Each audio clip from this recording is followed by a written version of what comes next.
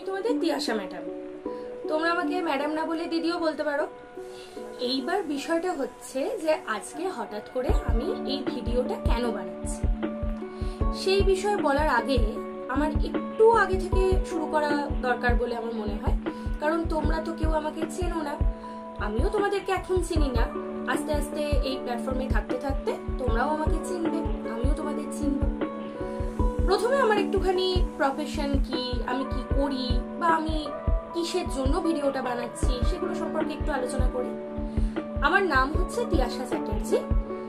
খুব ছোট্টবেলা থেকে, আমি যখন খুব ছোট ছিলাম, যখন প্রথম বুঝতে শিখেছিলাম যে কিছু একটা করার দরকার, জীবনে তো কিছু একটা করতে হবে নিজের পায়ে দাঁড়াতে গেলে, তখন থেকে আমার খুব ইচ্ছা ছিল যে আমি পড়াবো, আমি পড়াতে চাই। কোথায় পড়াবো, কিভাবে পড়াবো, কাদের পড়াবো, কি পড়াবো তখন তো অতটা বুঝতাম না। কিন্তু যখন স্কুলে যেতাম দেখতাম এক ঘর ভর্তি লোকের সামনে কোন একজন স্যার বা ম্যাডাম এসে পড়াচ্ছেন আর আমরা মুগ্ধ হয়ে হা করে বসে তার কথা শুনছি। তখন আমার মনের মধ্যে ওই ইচ্ছেটা ভীষণ জেগে উঠতো যে আমিও ওরকম একদিন কথা বলবো আর আমার যারা স্টুডেন্ট, আমার যারা ছাত্রছাত্রী তারা খুব ভালোবেসে মন দিয়ে আমার কথা শুনবে। তারপর আমি আস্তে আস্তে আমার বিএসসি ডিগ্রি কমপ্লিট করি, এমএসসি ডিগ্রি কমপ্লিট করি। কিসে করি? হিউম্যান ফিজিওলজিতে, যেটা বায়োলজির একটা ব্রাঞ্চ বলতে পারবো। তারপরে আমার পড়ানোর ইচ্ছা থেকেই আমি আমার বিএড ডিগ্রিটাও কমপ্লিট করি। এখন আমি তোমাদেরই মতো কিছু ভাই বোনেদেরকে নিজের বাড়িতে পড়াই এবং একটা স্কুলেও আমি যুক্ত রয়েছি। আমার মনে হলো যে আমি যে পড়াচ্ছি, আমি যে আমার মনের কথাটা, আমার যেটা ইচ্ছা করছে সেটা বলছি, সেটা তো আমার পক্ষে সবসময় সবার কাছে পৌঁছে দেওয়া সম্ভব হচ্ছে না। তো আমি যদি এই প্ল্যাটফর্মটাকে কাজে লাগাতে পারি, আমি যদি ইউটিউবটাকে কাজে লাগাতে পারি, তাহলে হয়তো একজনের বদলে ওই একই কথা আমি 100 জনের মাঝখানে পৌঁছে দিতে পারবো। এইবারে বিষয় হচ্ছে যে এই যে হিউম্যান ফিজিওলজির কথা বললাম, বায়োলজি, আমাদের কিন্তু প্রত্যেকেরই অল্প বিস্তর এই সাবজেক্টটাকে ভালোই লাগে।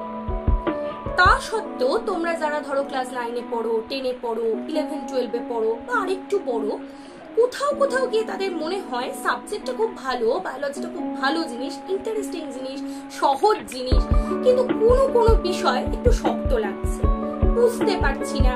ধরো মানুষের শরীরের মধ্যে কি হচ্ছে, তোমরা ইউটিউব চ্যানেলটার ট্যাগলাইন দেখলেই দেখতে পাবে আমি একটা ট্যাগলাইন দিয়েছি যেটা হচ্ছে discover the science within you. তাহলে তোমার শরীরের মধ্যে কি রয়েছে, আমাদের শরীরের মধ্যে কি ঘটছে, একটা উদ্ভিদের শরীরে কি ঘটছে, প্রাণীর শরীরে কি ঘটছে, এগুলো তো সবসময় আমরা চোখের সামনে দেখতে পাই না। অন্তত এই 9, 10, 11, 12-এ তো খুব একটা প্র্যাকটিক্যাল করা বা সেই ধরনের সুযোগ খুব বেশি আমরা পাই না। তখন আমার মনে হলো যে যে জায়গাগুলো আমাদের শক্ত লাগে, যেহেতু বায়োলজি মানে হচ্ছে জীববিদ্যা, জীবনের বিজ্ঞান, তাহলে সেই জিনিসগুলোকে আমাদের প্রত্যেক দিনের জীবনে যে ঘটনাগুলো ঘটে চলেছে, ডে টু ডে লাইফে যে ঘটনাগুলো ঘটে চলেছে, সেগুলোর সাথে যদি আমরা একটু রিলেট করে পড়ার চেষ্টা করি, তাহলে বোধহয় বিষয়টা সহজ তো হবেই, অনেক বেশি মজাদার হবে।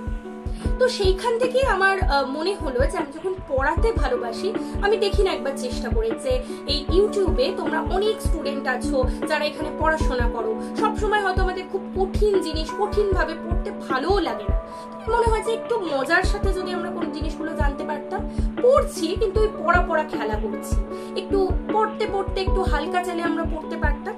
সেই জন্যই আমার এই চ্যানেলটা আজকে প্রথম ভিডিও, ইন্ট্রোডাকশন একটা ভিডিও। আজকে আমি সেরকম বায়োলজির কোনো বিষয় নিয়ে আলোচনা করছি না, শুধু কোন পরিকল্পনা থেকে, কোন ভাবনা থেকে আমি তোমাদের কাছে আসতে চাইছি সেই বিষয়টা নিয়ে একটুখানি আলোচনা করছি বা সেই বিষয়টাই তোমাদের একটু জানানোর চেষ্টা করছি। যদি তোমাদের ভালো লাগে, আস্তে আস্তে ভালো লাগবে। একদিনে তো আমাকেও তোমাদের ভালো লাগবে না বা একদিনে সাবজেক্টটাকেও তোমাদের ভালো লাগবে না, কিন্তু আস্তে আস্তে যদি ভালো লাগে তাহলে আমিও আমার কথাগুলো, আমার মনের কথাগুলো, আমি নিজে পড়তে পড়তে কিরম করে মজা করে পড়েছি সেগুলো তোমাদেরকে বলতে পারবো। লাস্ট একটা ছোট্ট ঘটনা বলে আজকে প্রথম ভিডিওটা আমি শেষ করব। তোমরা জানো তো, একটা খুব ছোট ঘটনা আমি বলি, আমার নিজের চোখে দেখা ঘটনা। একজন মা, তার সন্তান প্রতিবন্ধী সন্তান, যদিও আমরা এই প্রতিবন্ধী শব্দটা এখন ব্যবহার করি না, বিশেষভাবে সক্ষম তার সন্তান। তো সেই সন্তান হাঁটতে পারে না। তো তার মা, বেশ বড় সন্তান, তার বেশ 75 থেকে 80 কিলোর মতো ওজন, সেই সন্তানকে কোলে নিয়ে কি সহজেই এক জায়গা থেকে অন্য জায়গায় হেঁটে যাচ্ছে। কিন্তু ওই মাকে যখন তার থেকে কম ওজনের একটা বস্তা ঘাড়ের উপর চাপিয়ে দেওয়া হচ্ছে, তখন কিন্তু মায়ের খুব কষ্ট হচ্ছে। মা একটু করে হাঁটছেন, বসে পড়ছেন, হাঁপাচ্ছেন। সন্তানকে নিয়ে যেতে কিন্তু তার চোখে মুখে অতটা কষ্ট বা ক্লান্তি লাগছে না। কেন বলতো? সন্তানের ওজন তো অনেক বেশি, তা সত্ত্বেও কেন এটা হচ্ছে বলতো? মা সন্তানকে ভালোবাসেন, তাই তার বোঝাটা তার কাছে বোঝা লাগছে না।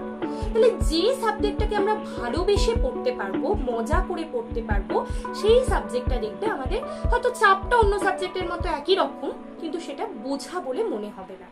আজকে এই পর্যন্তই থাক। তোমাদের তিয়াশা দিদি বা তিয়াশা ম্যাডাম যদি তোমাদের ভালো লাগে, তোমরা চাও, তাহলে এরকম অনেক বিষয় নিয়ে, আমাদের প্রত্যেক দিনের ঘটে চলা জীবনের বিষয়, জীবন বিজ্ঞানের বিষয় নিয়ে তোমাদের কাছে আবার আসবো।